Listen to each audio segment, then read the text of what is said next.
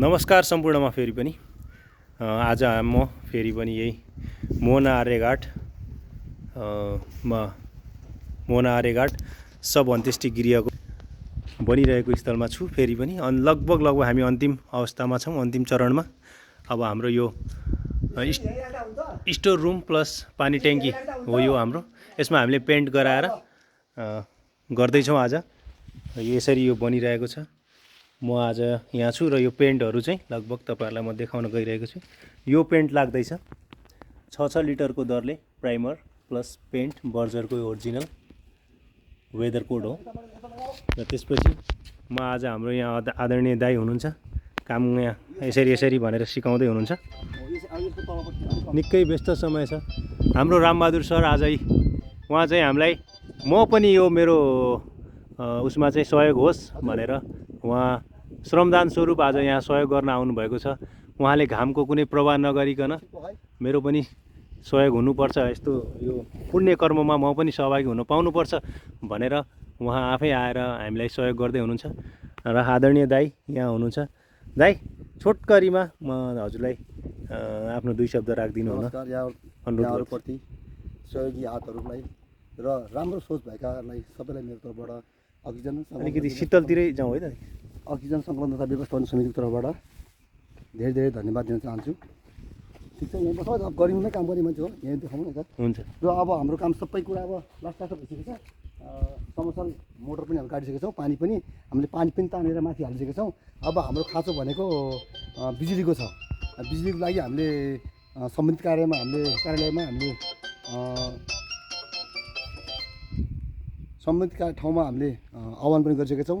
हाम्रो वडाबाट तुलसी आर्याल र नरेन्द्र श्रेष्ठ भाइसँग बसेर हामीले चाहिँ एउटा डाटा हामीले पेस गरेका छौँ। हामीले एउटा सिफारिस लिएर हामी बिजुली विभागमा गएका छौँ। सकभर काम होला भन्ने आशा छ। चाँडोभन्दा चाँडो हामीलाई बिजुली उपलब्ध गराइदियो भने हामी एकदम आभारी हुन्थ्यौँ। बिजुली भन्नाले यो पोलदेखि यहाँसम्म हजुरलाई यो बत्ती लाइन चाहियो हामीलाई। लाइन यहाँसम्म आउनु पर्यो। त्यसको लागि हामीलाई कतिवटा जति पोलको आवश्यकता पर्छ? लगभग 8 जति चाहिन्छ होला। 8 जति चाहिन्छ हैन? 8 जति चाहिन्छ। त्यति भयो भने हामीलाई एकदम राम्रो हुन्थ्यो। त्यति भयो भने यो निर्वाध रूपमा सुचारू हुन्छ हैन? अब हाम्रो लगभग सबै सक्यो। हस्, दाइको कुरा यहाँहरूले सुनिहाल्नु भयो।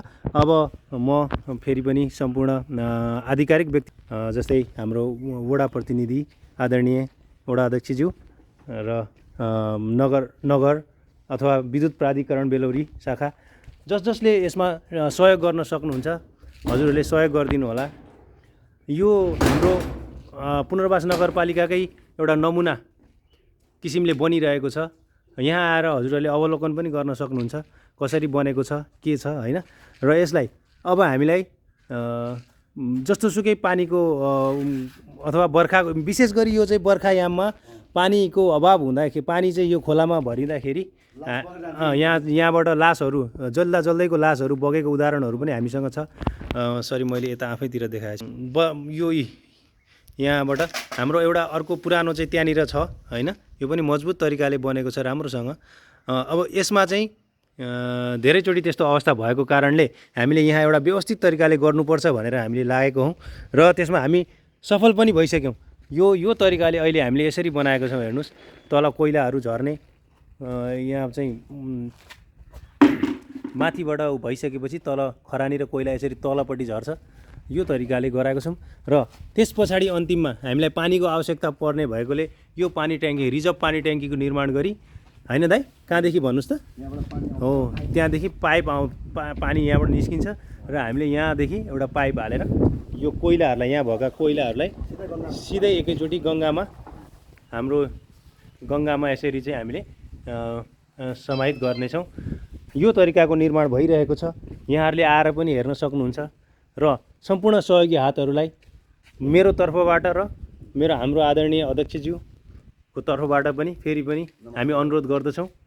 यदि तपाईँ म पनि यस पुण्य कर्ममा सहभागी हुन्छु भन्ने चाहनुहुन्छ भने फेरि हामी आह्वान गर्दछौँ। हामी माग्दैनौँ, आह्वान गर्दछौँ। हजुरहरू पनि सरिक हुनुहोस्।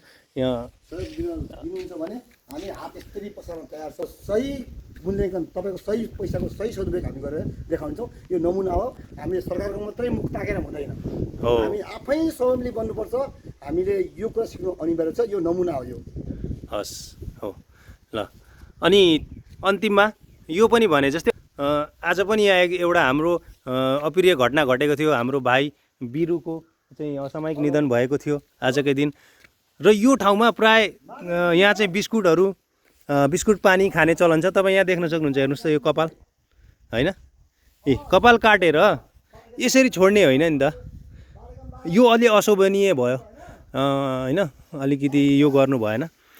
आज यो साइडमा चाहिँ हामीले भनेको कारण अथवा दाइ यहाँ हुनुहुँदो रहेछ, अलि सफा क्लिन छ। यसरी नै हामीले यो स्थललाई सफा र शुद्ध राख्नुपर्छ, किनभने यो एउटा पवित्र स्थल हो।